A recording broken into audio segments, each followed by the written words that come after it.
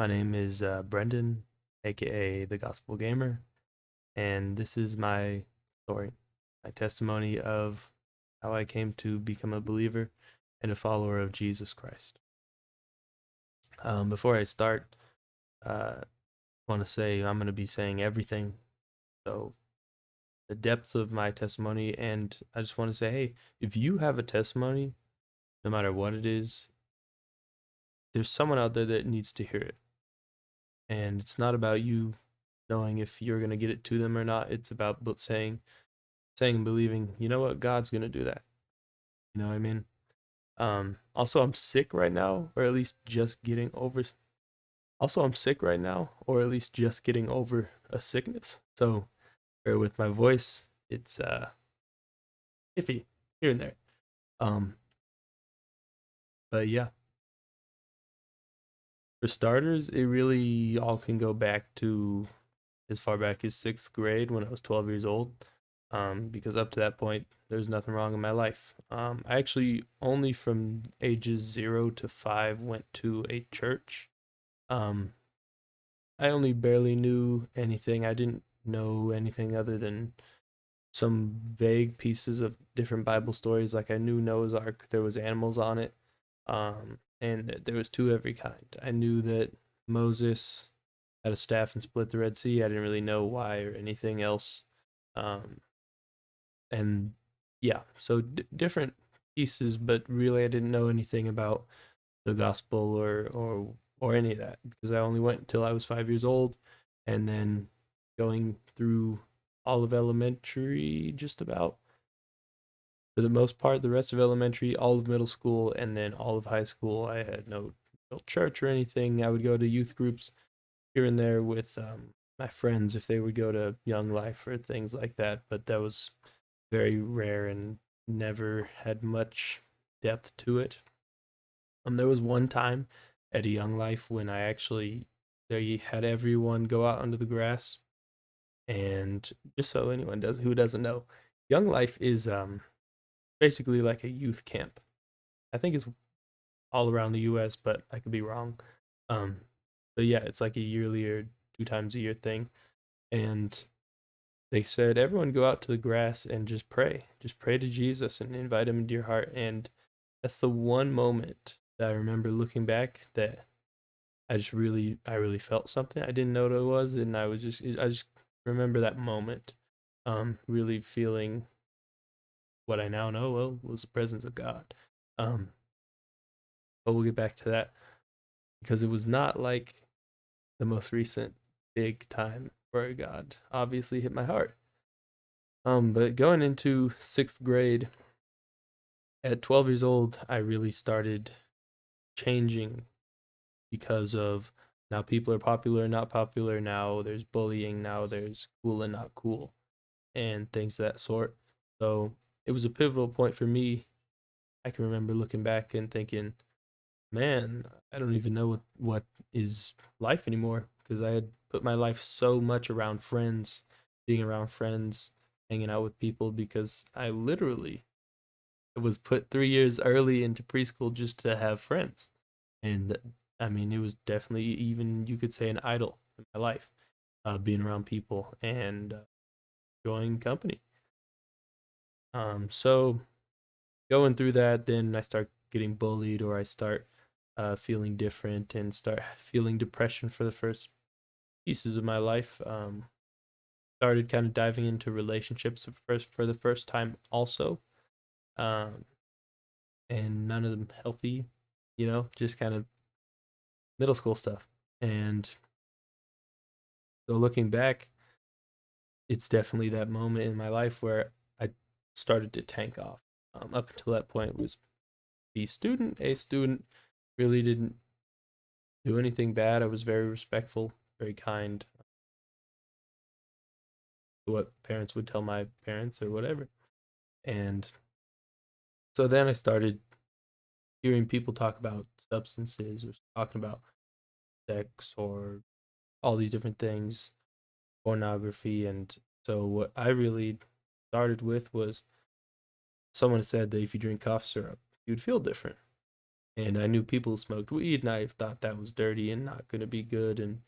And I knew people who do other things and vaped and all this. But on my own, I decided, okay, I'm going to try this cough syrup stuff. Because, I had nothing stopping me. And there wasn't really that same heart that was just so soft and kind and childlike to stop me.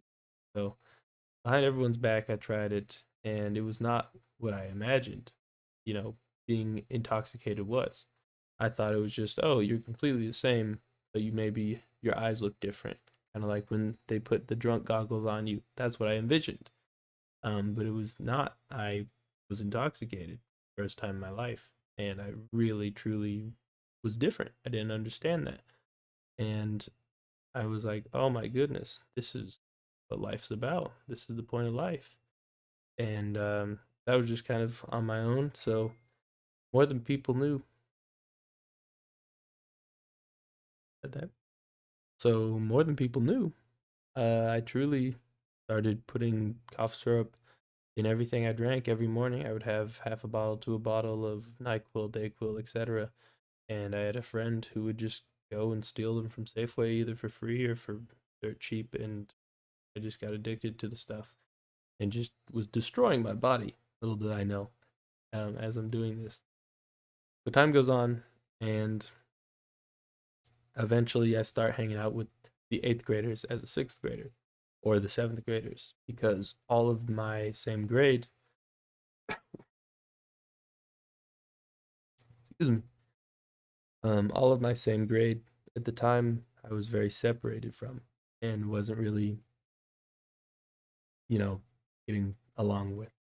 Um, so as I started hanging out with older people, then I started slowly integrating vapes and then things like tobacco chew, and at the time it seems super dumb, just kind of socially and party stuff, and silly.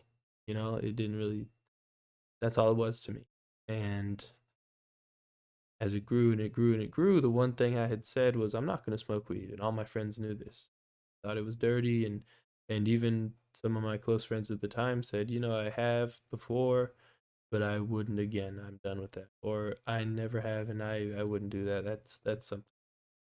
And then slowly but surely, that started changing for more and more of the friends. Oh, I haven't in forever, but I did again.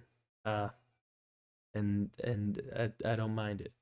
Or oh man, I was never going to, and then one night or one time, these people or this person, you know what? Hmm, I weed now. And so more and more for the people around me, that's the attitude or the mindset that they went into. And one night there was this little party that I was actually hosting, and tons of people and all these different things. And this is how twisted my mind was. I was drinking cough syrup. I was, for the first time actually, but taking pills, and people were crushing up pills and snorting them. And I was thinking in my mind, oh man, these pills are nothing. I know what a pill is. I've taken pills before. No, nothing. Just taking it for colds or whatever. So this must not be a problem. And so obviously twisted mindset. And then eventually as the night goes on, um, all my friends are smoking weed, and everybody starts doing the whole peer pressure thing. Hey, hey, hey, hey, hey, go, smoke weed. And eventually I ended up succumbing to it. I just said, okay, and smoked a bowl. And I took a hit and I said, oh no, I'll have more. Because my mindset, I was a party animal. I was just like, oh, whatever. And first time ever. And I said, oh, I need more. So I smoked the entire bowl and just got absolutely insanely high. I mean, whether it was laced or whatnot, I was absolutely hallucinating, full on, completely hallucinating to where I was out of my mind. Just, what in the world? I'm walking down the hallway, blink, and I'm sitting back down on a couch in the family room, and just things that made no sense. And So it probably was laced. I mean, we didn't know where we were getting it from. Um, we were all in middle school. I don't even remember where we got it. So it was most likely laced, especially as I got older. A lot of things were laced. Um, so it probably was. But at the end of the day, there I was, and as the night went on, and as I went from being freaked out to more calmed down, um, we actually were laughing, and people, I was laughing with my friends, and we were all telling stories and whatnot. It was just the opening door to me into this new lifestyle. This thing that I thought was just a dumb little thing, a silly little whatnot. Little did I know was going to become my life. And then it was going to start devouring all the things I cared about. And then not only that, eventually it would start devouring my actual life itself. Um, so fast forward into high school, I've been smoking weed pretty consistently. I would say every weekend. Me and a couple friends, we'd get together, smoke some weed, and there would be sometimes more. There would be sometimes pills that were crushed up pills up and snorted up the nose. There would be a lot of alcohol, more of that cough syrup, just destroying our bodies. And as I'm in freshman year, between freshman, I think it was probably all in freshman year. I actually had three different occurrences where I had to go to the hospital from just intense stomach pains after eating. Um, Usually it was oily foods. Like I remember the one time I remember it was chicken strips and JoJo's with some ranch, and it sent me to the hospital. I had such bad stomach pains, and looking back, you know, I realized quickly within, I think it was that same week after getting home from the hospital, that, oh man, I wonder if this is the cough syrup I've been drinking. And I actually then found out, oh man, with the amount of cough syrup I've been drinking, I didn't think about that over the counter things have um, painkiller, which destroys your stomach, destroys your liver, and I was basically just allowing my stomach to start burning itself or even start eating. And so three different times, and I think it was all my freshman year. Um, I had that problem. It was terrible pain. Went to the hospital. I mean, pain to where I so bad I couldn't breathe. Um, I mean, some of the worst pain I think I probably ever felt. I think it probably was. Um, Definitely wouldn't want to feel it again. That I know. So, point being, I go through freshman year and I'm still going to football camp, still playing football. I actually even wrestled this year or that year, and but I'm getting more and more deeper into different drugs. At least a lot more. I was vaping consistently. At this point, I was heavily addicted to nicotine. I was just vaping. I also chewed, um, but not as often. Mainly, I vaped. Um, and that got more and more as the days went by. I got much more addicted to where I eventually, by the end of freshman year, I needed to have nicotine. I was completely addicted to it. Um, and then drinking a lot, partying with friends, different places, different people. Um, but again, still did sports, still kept at least, I think, B minus, maybe C plus or C minus was the worst I got. Um, so slightly slacking in grades, but still pushing through, just kind of living a life of a teenager. Sophomore year goes by, and I actually slowed down in a lot of things. As I went into sophomore year, I started actually skipping class because I went from, oh, I'm gonna go for a couple bathroom breaks every class because I need to vape. Um, to okay, I'm also going to get high in the mornings, um, and go to school high. And then to, oh well, why would I not just stay out and walk around the hallway? And be able to vape the entire class period. And I'm high out walking the hallways, just taking life as a joke, vaping and walking around. And time goes by and time goes by. And I'm still doing football. I had quit wrestling, which I generally didn't like wrestling, but still I stopped caring as much as I went by about what people thought, what my family thought first, and then, even though it was an idol in my life, what people thought more and more. And started opening myself up more in my mental or in my spiritual.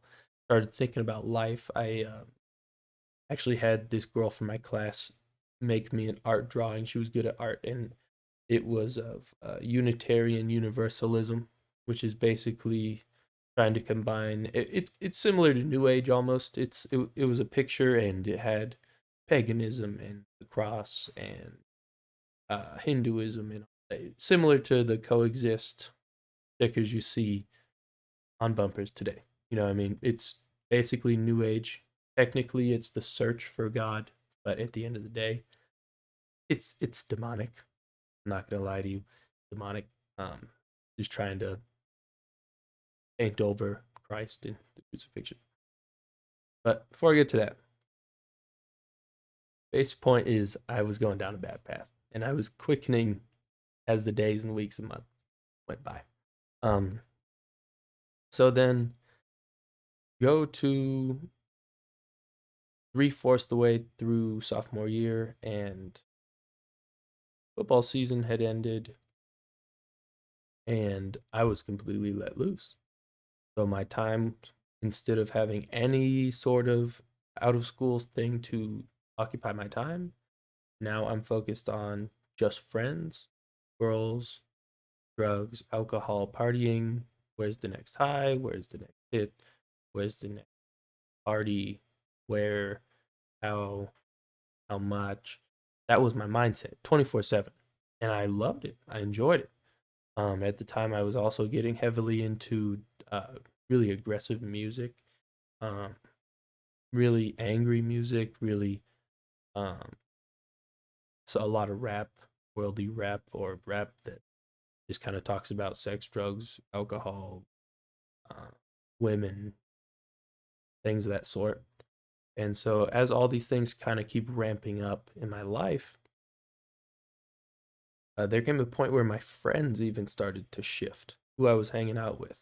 Um, Even the friends that I had had that were still doing good in school, but they drank on the weekend, or they smoked on the weekend, or they vaped all the time, or etc., or a mixture of them all. I even started separating myself from them because they were even looking at my lifestyle and saying, "What are you doing, man? Like, you don't even hang out with us. Instead of coming over to hang because you know you can't smoke, drink, party, etc., you're not even hanging around us. You're just either staying at home or you're going out with these other people."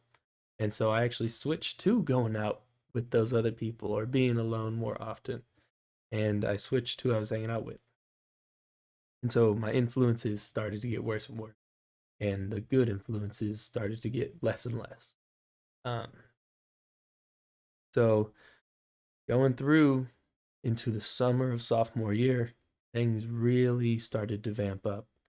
Um, I think it was this summer, the summer of sophomore year, that I actually started diving into harder drugs, street drugs like LSD or acid, and mushrooms, things of that sort, in ridiculously high doses. Um, and I won't get into that. There's no need to go really serious into the amounts of drugs or things of that sort. But I started to get higher and higher into these different levels of drugs and these different types of drugs, to where by the beginning of junior year, I had done a ton of drugs. I hadn't done a lot, but I had just done a ton of drugs. Like a lot of different drugs, sorry. Um, just a ton of them. I hadn't done everything that I was going to ever do. but I had done a lot, if that makes didn't really have to delineate that. But went forward into junior year. Now I decided I'm not going to go to football camp. I'm not even going to play sports. I started dressing different, started talking different, treated people different.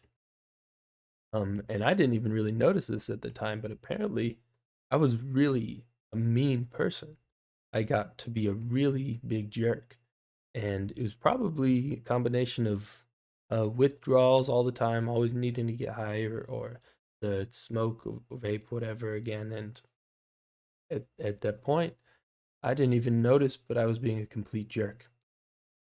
Now, this is the year of school that I actually got pretty bad.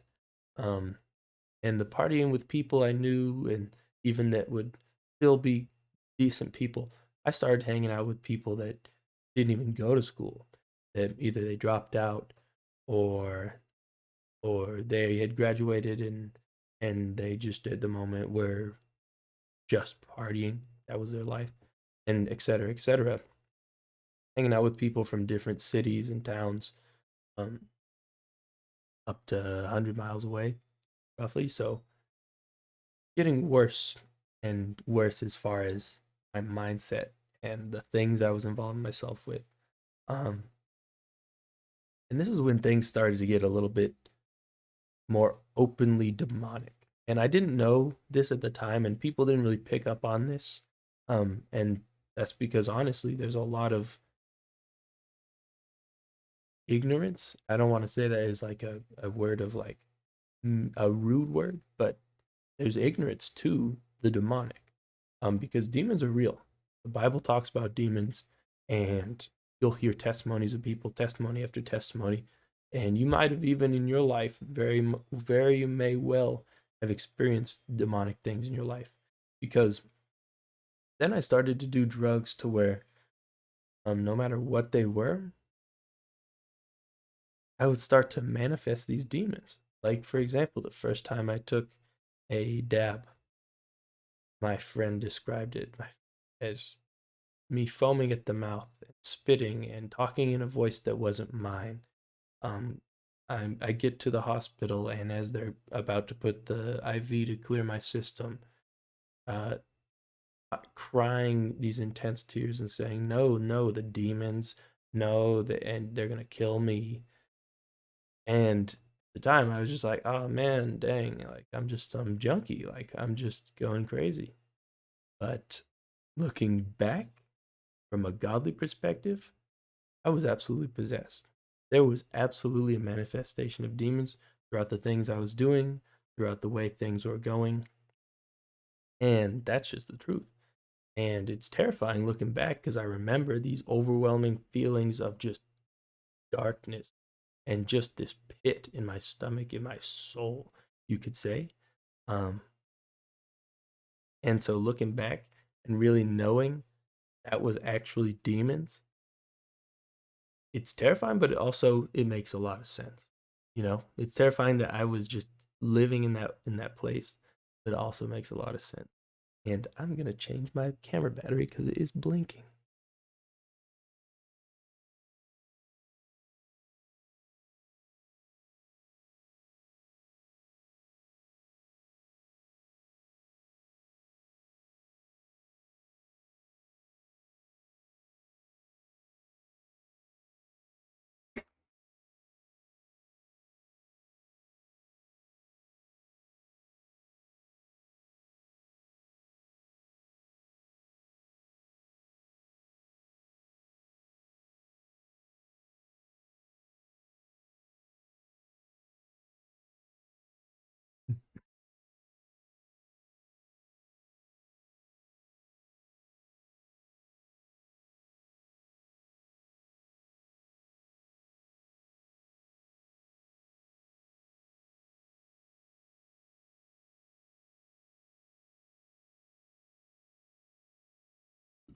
Good, waiting for thing to go away.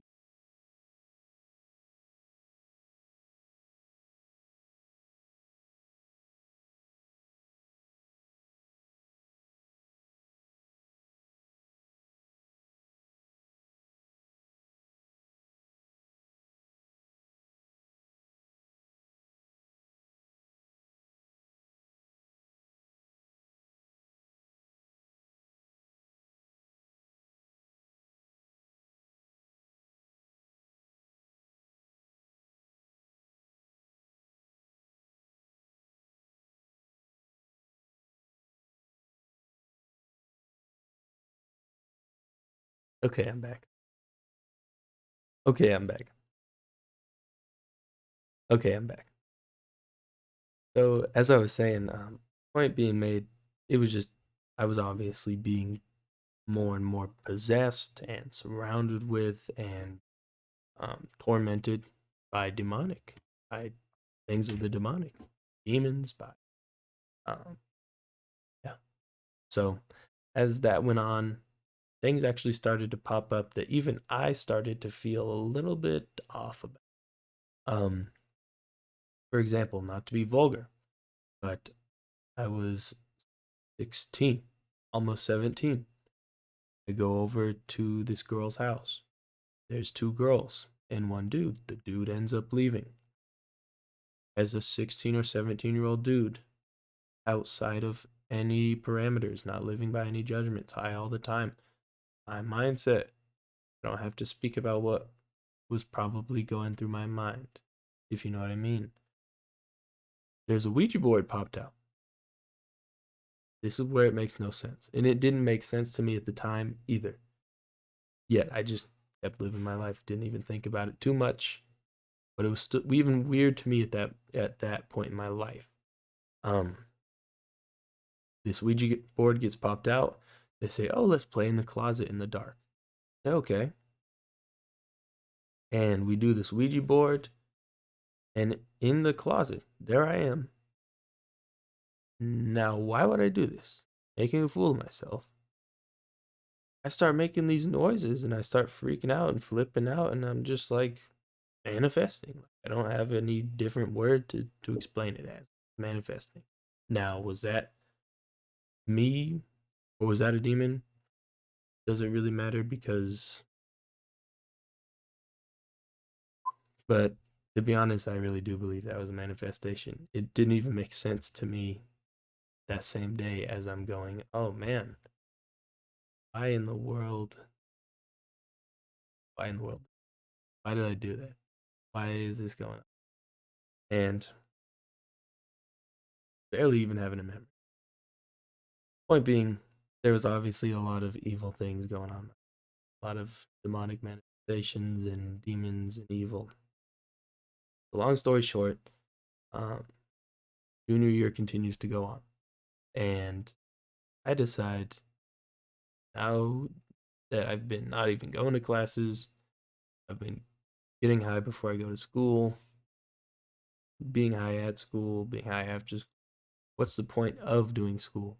What's the point of doing this? And my mindset even changes more, and I just stopped going to school.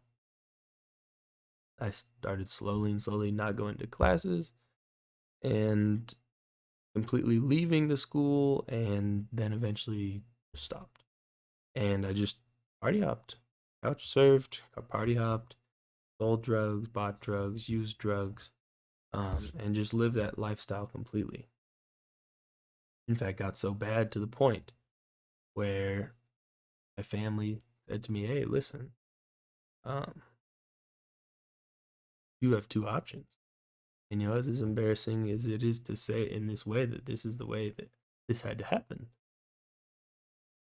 Me saying that, but um, family said this is the option. You can go to an inpatient hospital for 6+ months for everything under the books because I had been dealing with severe depression, anxiety, suicidal ideation, lots of scares of that, lots of hospital visits for whether it was rehab alone or just depression, anxiety, suicidal mindsets. I mean, the demons were there, the mindsets were there, the depression with the suicidal thoughts, it was all there. I mean, that's straight demonic. I'm not going to sugarcoat it, I'm not going to make it more palatable. That was what was going on in my life. And so I said, okay, I'm going to go with option two, which was going out to Detroit to see and live with my dad, first and foremost. But little did I know the blessing that was actually going to be also getting to meet all of my family that lives out in Detroit. Because my dad, stepmom, brother, sister, cousins, uncles, aunts that I'd never met in my life. I actually got to introduced to and met and lived around and talked to, which was a blessing. But that's beyond the point at the moment because here I am going out to Detroit. I'm coming from a small town, not, big city living. I'm strung out. I'm possessed. I'm gone. I'm not me. I'm not who I ever was or who I ever was going to be, God willing. Little did I know. But my lifestyle was decided. And I go out there, I'm disrespectful. I'm doing everything I can, even out there where I didn't know anything or anyone, to get anything and everything I could to use, to abuse, etc. And I got first school I went to out there, I was put into a private Catholic school actually. And 1 month there I was kicked out. They I was sneaking out at lunch breaks and after school, and I was going to smoke cigars. I told the gas station guy that I was 18 and I was smoking cigars on lunch breaks and after school in between basketball meets and everything. Just absolutely didn't care. I was going over to friends' houses and smoking weed, um, et cetera, et cetera. I was manipulating situations. I was manipulating people. I was disrespect. I was just a terrible dude. I was just a terrible dude. Um, and looking back at it, I'm obviously embarrassed, but I know that it was a blessing just to be able to meet all my family because I did make eyes at that point that now I couldn't go back um nowadays and know people and I knowing my dad, knowing my stepmom, knowing my siblings, etc. That's beyond the point at the moment though. Um so yeah, then after 6 months I actually end up going back home and it's worse than it was in the first place. I just dive directly into deep, deep darkness again, and go off party hopping, go off slinging and dealing and using, and it's etc. I get sent to rehab 2 different times, doesn't do a thing. I get sent to a place in Vegas that specializes in kids my age. I was 17, almost 18, who specialized in mental and addiction and all the above. Um, and by this time, I had already been just told I was ADD, ADHD, um, onset schizophrenic, um, bipolar. I mean, every doctor I went to, every psychiatrist, every counselor said something different because the things that I was going through made no sense. And on paper, there was only so many options before there was no answer. And there has to be an answer, right? So what in the world these demons are doing? What's going on? You know? Um, and so I get there and they say, oh, well, you have multiple personalities. This is about almost 2 weeks in. You have multiple personalities. There's many people in you.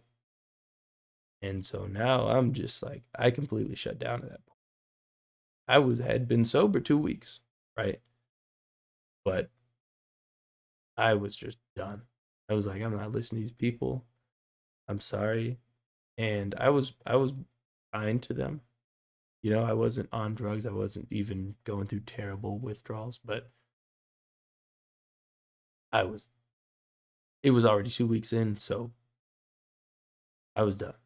The withdrawals had already gone through. My mind was cleared enough to have the decision out on my own. I decided I'm done. And so I ran out into Vegas.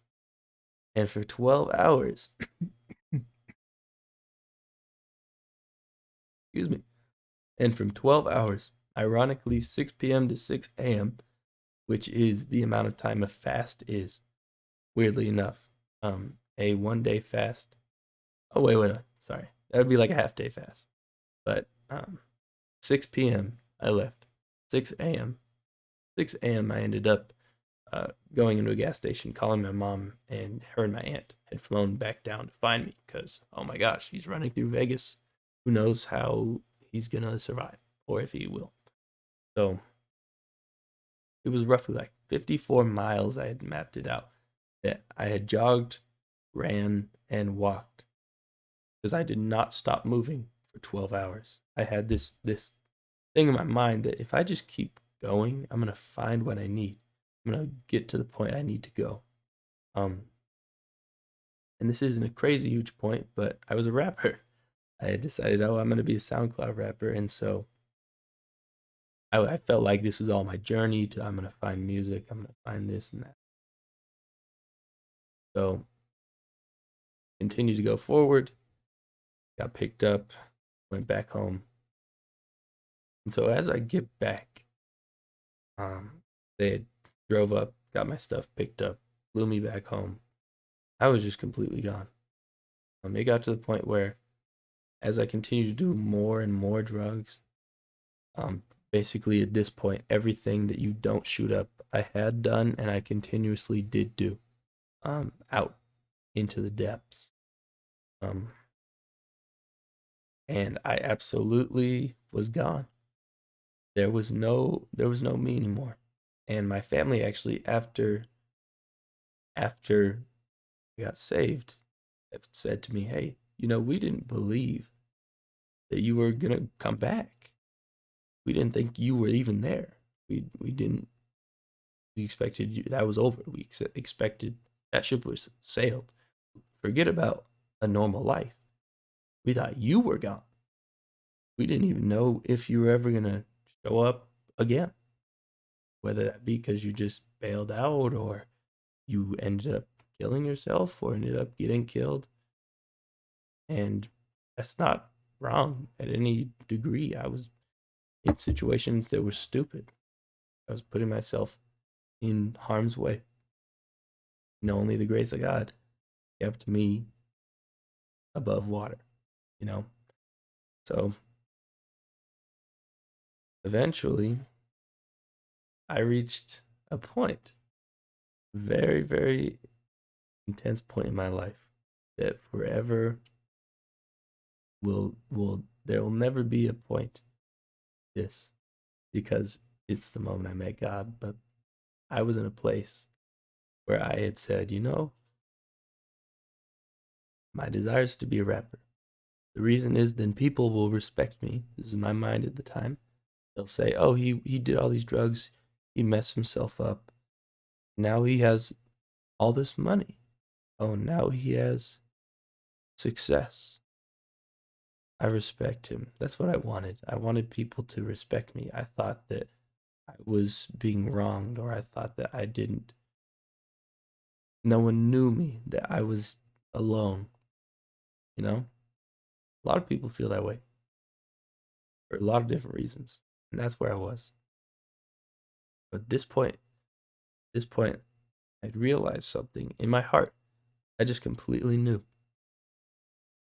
You know, I could have all the sex in the world, I could have all the drugs in the world, I could have all the alcohol in the world, I could party every day, I could make millions of dollars doing it, listen to the best music of all my desires and choices, and I will never actually feel okay because I've had tons and tons of substances at my disposal. I've had money from that in conjunction. I've slept around so much and I've partied so much and I've lived a life that I think is exactly what I desire. It's fulfilling all of the goals that I have for myself. And even at the time, I had 25,000 SoundCloud plays, you know? So I didn't really care about anything anymore because the drugs stopped working. The alcohol stopped working. The sex and parties stopped meaning anything.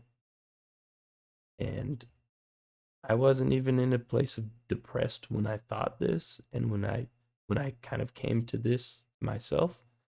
I just had this moment sitting down outside of my house for the one day that I decided to humble myself and just come home for one day before I leave out again. And I said, you know what? I'm not sad about this. I'm not upset about this. This isn't me saying, woe is me. There's just really no reason to live. And that was my mindset. I was confident that the right thing to do is to end it. OD, be out of here. And I just kind of said, okay, this is the last thing, the last chance. Tried everything that I think I should do or I want to do. Last chance. I'm going to cry out, God. And I said, okay. And I just kind of looked up and didn't hold my hands or nothing. I just kind of said, you could be an interdimensional space being. You could be an alien. You could be anything. If you are real, you have to show up because otherwise there's no point for me to continue. And I really meant it.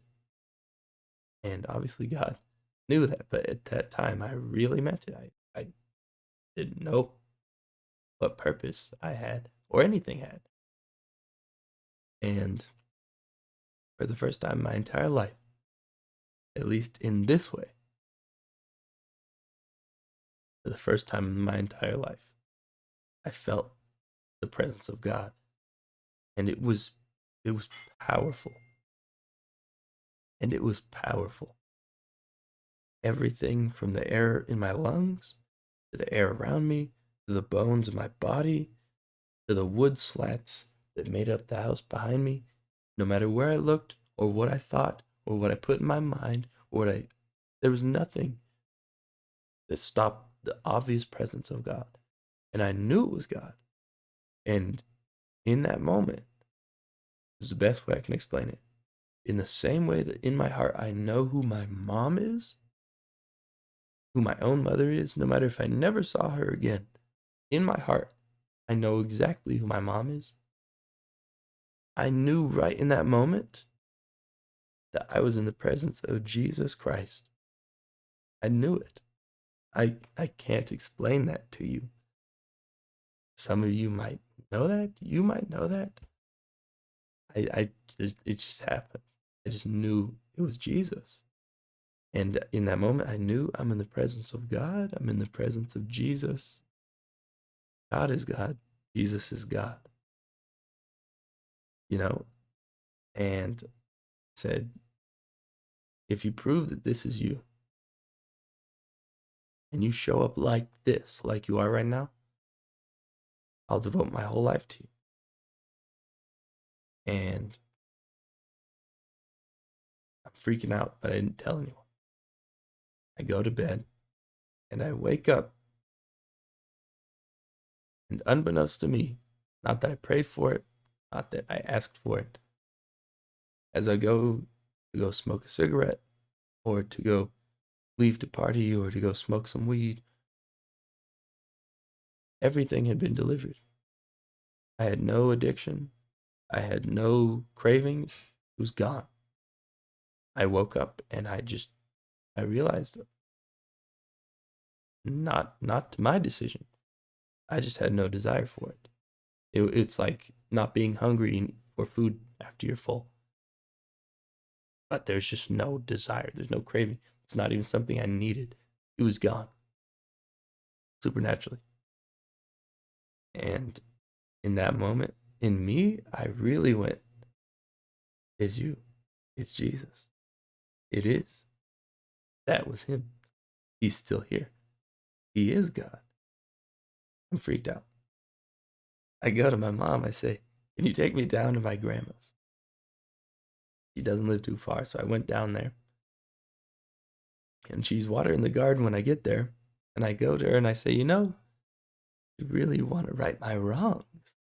I really want to right my wrongs. I want to be right. And she looked at me, she said, huh? Because no one in my family believed me. I was a robber. I was a drunk, a drug addict, junkie. I had made a fool of myself. I had made a fool of the family. She did not believe me. She tells me to this day, she did not believe me 1 second. She thought I was playing a game to get some money or something. And so I'm like, all right. I didn't even notice it at the time because and I said, all right, do you have a Bible? Do you have a Bible at the house? I knew that her and my great grandmother, Christian, I just needed to see what the Bible said. She said, okay, yeah, I have a Bible. And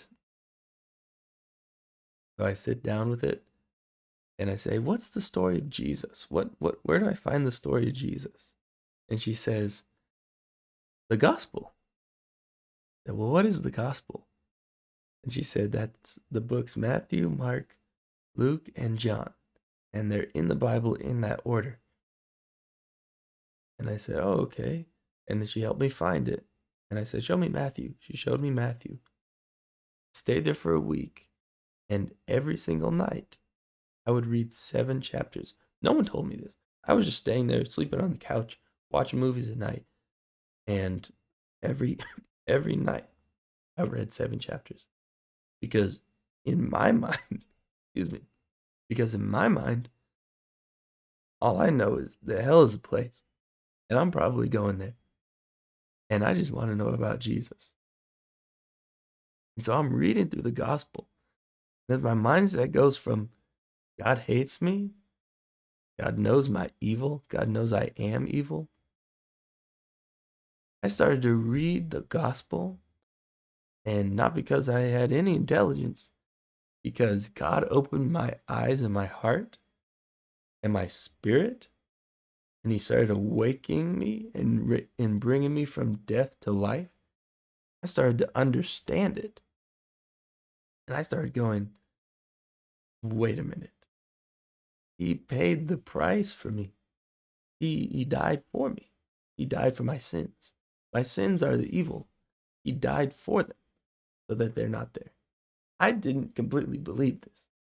I'm reading it out the Bible, and I don't believe that this is what God is saying to me and that he did that for me. I didn't believe that there was no way that he could love me that much.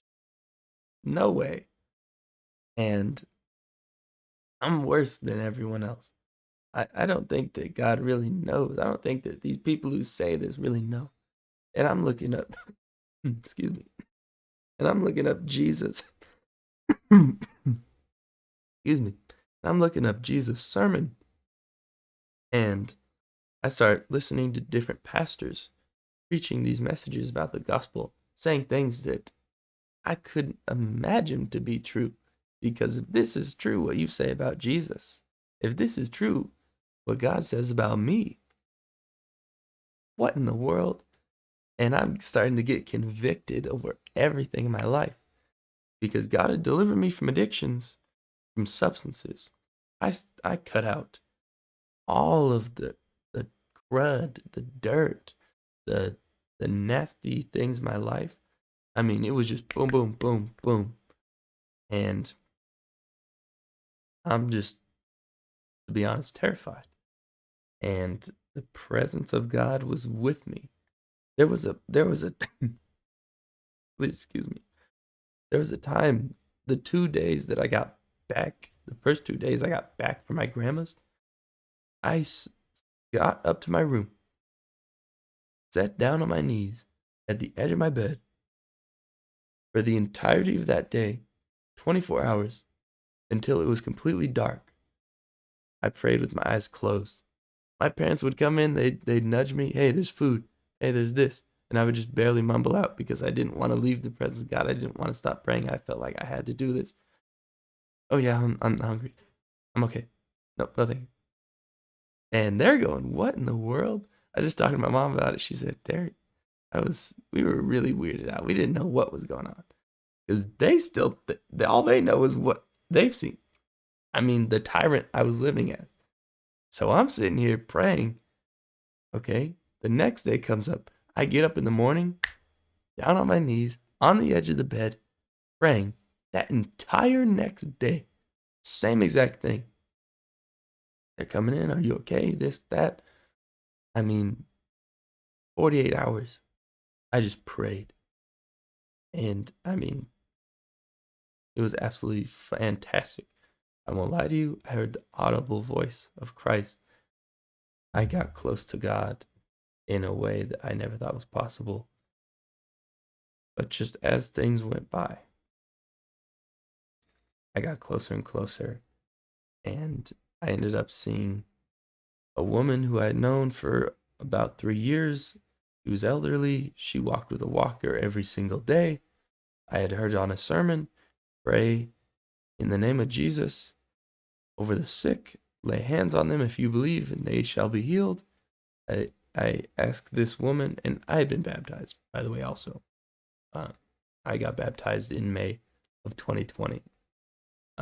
That's when I actually went down under the water the first time. More to that, which is interesting. But yeah, I got baptized in May of 2020. And so I go to this woman and I say, okay, I just wanted to say hi and ask if I could pray for your back. So, oh yeah. We walk this hour and a half long, block and a half, 2 block square in her neighborhood. And she's talking about her life and going into depths about all of her life and how her brother broke his ankle once and the family prayed over it and they saw it get healed right there. And when they were kids, and she wanted to be a nun because she grew up Catholic, but she saw miracles in Jesus' name, and etc. So I'm very young in the faith, but I say that's amazing. Pray for her back again afterwards, and she kissed me on the cheek. I'm like, oh my goodness, old lady, and she knows Jesus. What a blessed kiss on the cheek. Just freak out in my own mind. I come back a week later, and sorry, I come back the next day. Boom, she's walking, no walker. I'm freaking out. Tell my family, tell my friends, of which was, and I'm freaking out. Tell my family, oh my goodness, you gotta hear about this. They're like, wow, wow. And my voice is going, by the way. And then a week later, see that same woman walking no walker, walking a chihuahua. And I'm flipping out, just seeing God move. And I was just so overwhelmed. Still am to this day, as you can tell. But, man, and that all began in May of 2020 when I fully got baptized and openly said, hey, God, I'm yours. And I was freed. I was freed from holding on to life, holding on to myself, holding on to, I guess, holding on to death would be the accurate way of saying it, but that was 23 months ago. And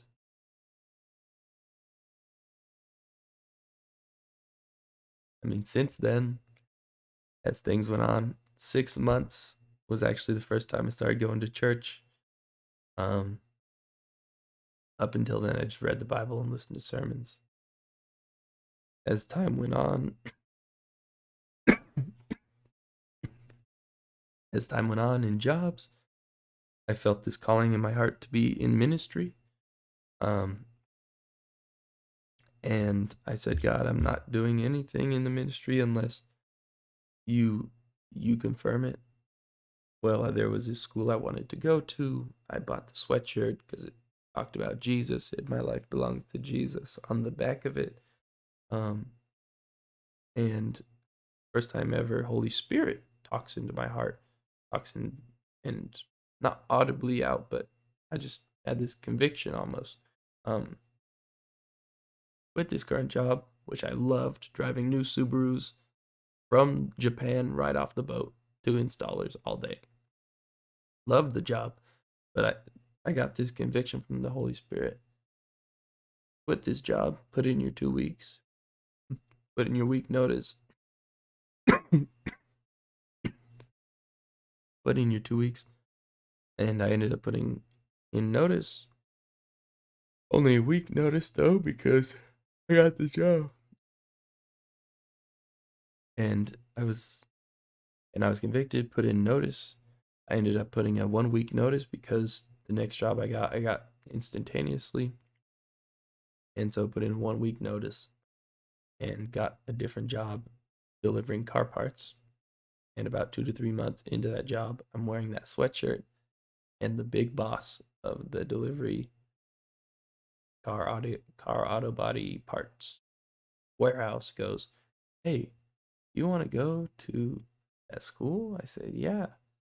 And he said, "Listen, my best friend from growing up, he actually right now is the second head pastor of that school." And excuse me. And he excuse me. And he is who I'm going to get you in, and I'm going to get you in direct contact with him. And I go, "Oh man." And he said, this is his words. "Listen, don't worry about the money. Don't worry about the timing. If this is God, do it." And it was just so incredible. And I'm actually going out to school this upcoming September. It's about 2 years later, almost 2 years, a little more than 2 years, I think, later. And so it's just been an awesome journey up to that. Um, I've seen God moving. I've seen supernatural things. I've talked to people that have amazing stories, testimonies about Jesus, about God moving, about the truth of the Bible, about the Lord Jesus Christ. I can't make this up. There's something about, like I said in the very beginning of this video, the testimony, the story of what God does. I mean, what is the Bible? It is the story of what God has done through his people, through man and woman, through men and women. And so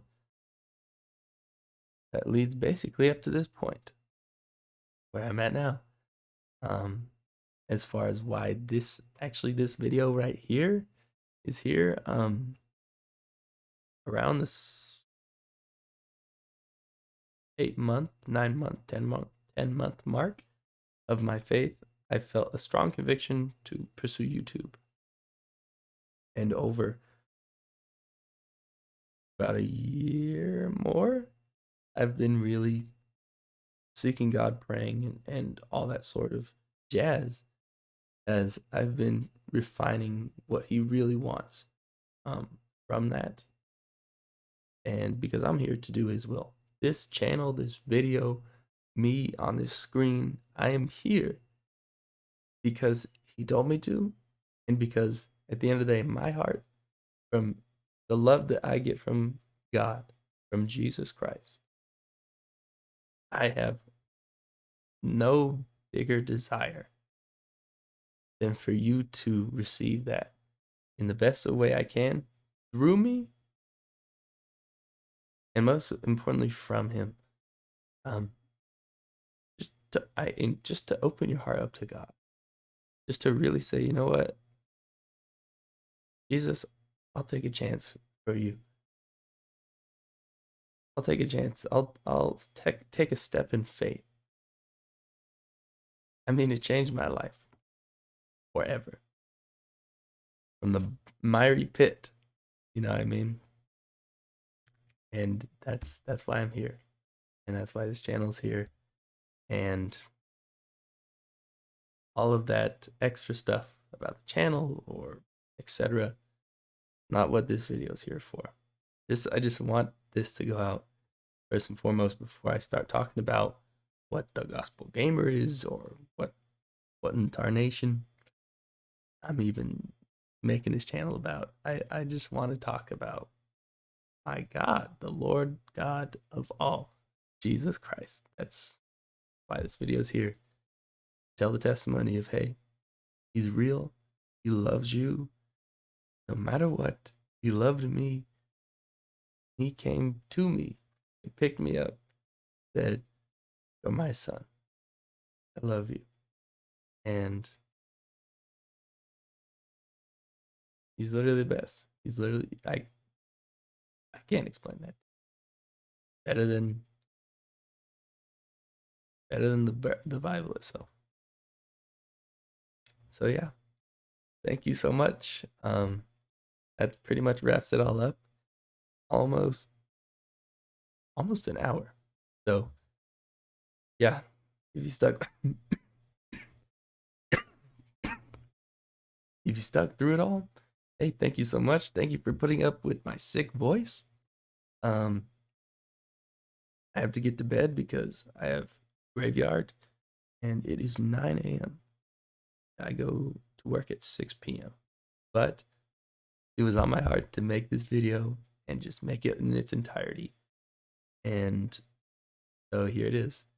And thank you so much for watching. I hope this really touched your heart. I hope it blessed your life. And God bless you.